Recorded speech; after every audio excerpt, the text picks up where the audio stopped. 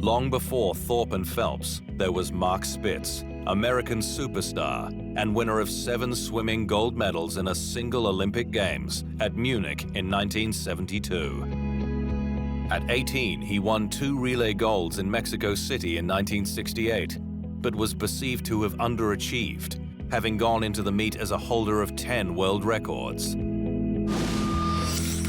They said I was a failure. He returned to America and attended Indiana University to study as well as train harder under the legendary coach James "Doc" Councilman, where his teammates nicknamed him the Shark. By 1972 in Munich, he was ready. The 100-meter men's butterfly is off to a fast start at the Schoenberg Sports Center.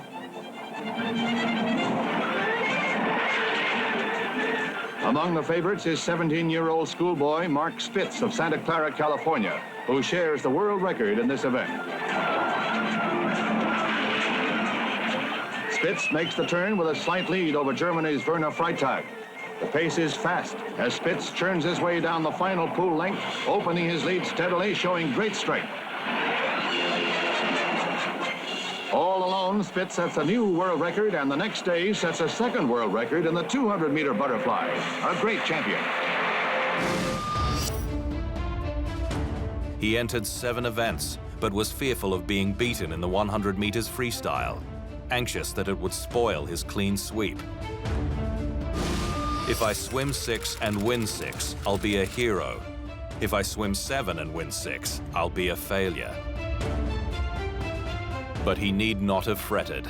His haul began by winning the 100 meters freestyle in world record time.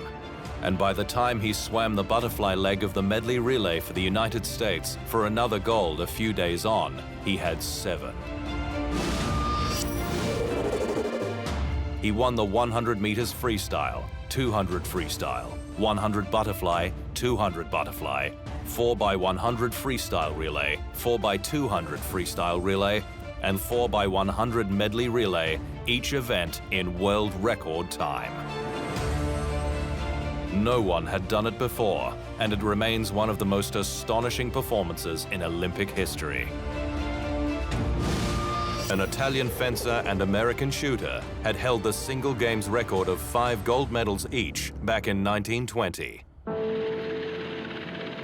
That night, as the world contemplated Spitz's Herculean efforts, Palestinian terrorists attacked the athletes' village in Munich, killing 11 Israeli athletes.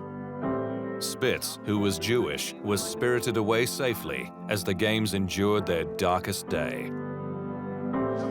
When he returned home, he retired from swimming and left his records to speak for themselves.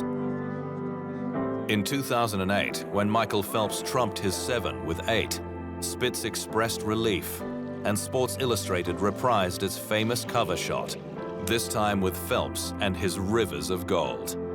It was amazing. I had gold chains, and I didn't have those fancy suits, so he has all of those ribbons. Pretty impressive. I think the medals are a little larger than mine, or maybe it's just because he's got 8 of them and I only had 7. Michael Phelps was mainly knowledgeable. Mark Spitz became a commentator, public speaker, and worked in real estate. If he had been born 20 years later, he would have earned millions from his career. But the memories he left are irreplaceable.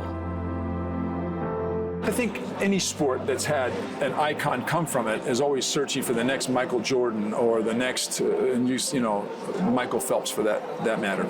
And it could be a long time in coming.